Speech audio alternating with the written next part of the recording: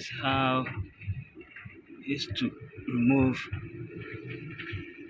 broken table hooks. The table hooks, this one connects to the table.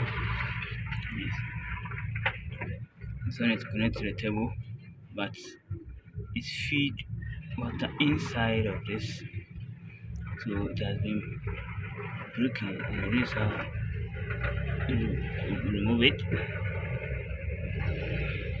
You use